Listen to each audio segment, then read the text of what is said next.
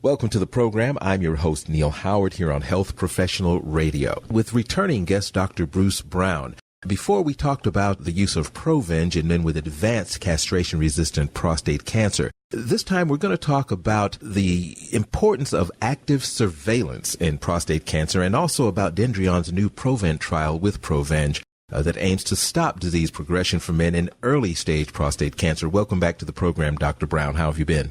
I'm great. Thanks for having me back. Right. Well, I'm glad that you could return. We talked a little bit about ProVenge last time. Give our listeners who aren't familiar with you just a bit of background about yourself, and let's talk about this active surveillance in prostate cancer. Sure. So I'm a Senior Vice President of Medical at Dendreon, and at Dendreon we have the first approved immunotherapy for prostate cancer. ProVenge was approved in 2010 for men with asymptomatic or minimally symptomatic metastatic castrate-resistant prostate cancer.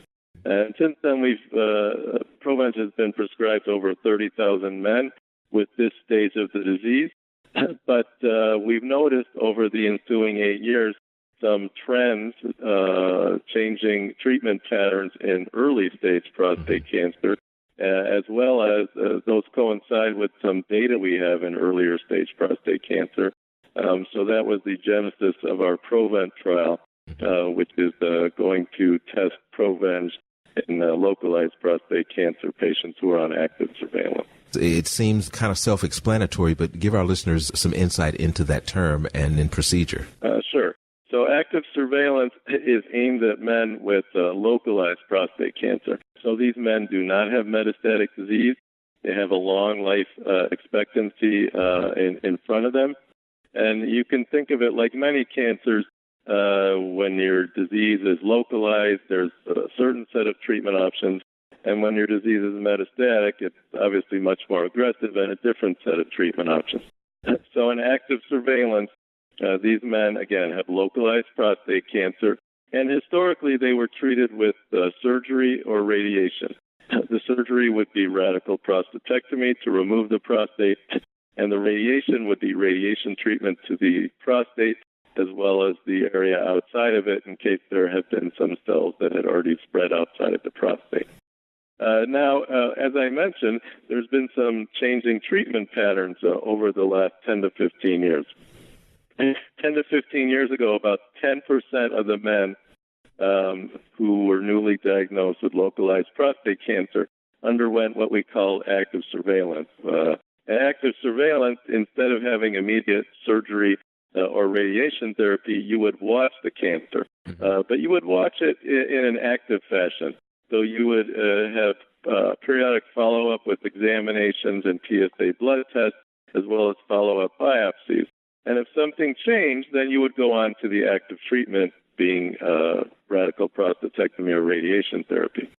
So again, 10 to 15 years ago, about 10% of the newly diagnosed men went into that. Now it's about 40%. And the reason for that is we have a better understanding of the natural history of localized prostate cancer, the disease process. And we know that a lot of men will never progress to metastatic disease, will never die of the disease, so you can safely watch them. And for those that do progress, they can still be salvaged with the same treatment you offered them before, which is radical prostatectomy or radiation therapy. So active surveillance allows a lot of men to either delay the need for treatment or possibly not get treatment at all. And the significance of that is that these treatments can really affect a man's quality of life. They can affect the erectile function, they can affect urinary continence, and also can have some bowel complications. So obviously, if men can delay these treatments or avoid them altogether, that's a big win for them. You were talking about some of the radical therapies, 10, 15 years, and even now, without the use of ProVenge. What are some of the important safety information that we should be on the lookout for with ProVenge? Sure. So ProVenge is generally well tolerated. Most of the adverse events, as we call them, are infusion-type reactions. So they are self-limited. They last 1 to 2 days. They aren't that serious in terms of needing patients to go to the emergency room or be in the hospital.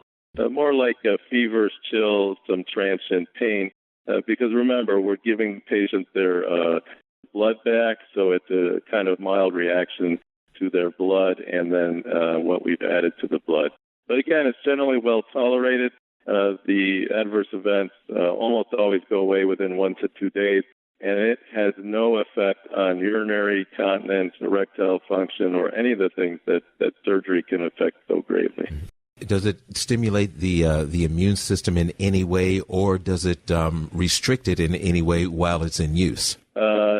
Well, it does stimulate the immune system over time, but it doesn't, which is how it works. But it doesn't restrict the immune system. So it's not like chemotherapy, say, where when you're undergoing the treatment and your counts, your blood cell counts may be down, that you're more susceptible to immune complications.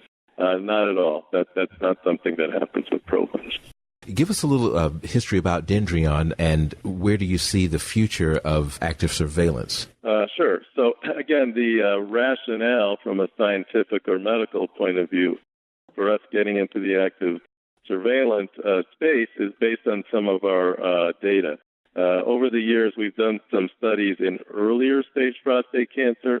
So again, our labeled indication where we market and sell the drug is in metastatic castrate-resistant prostate cancer. But we've done some studies that gave us some rationale to go into this earlier stage.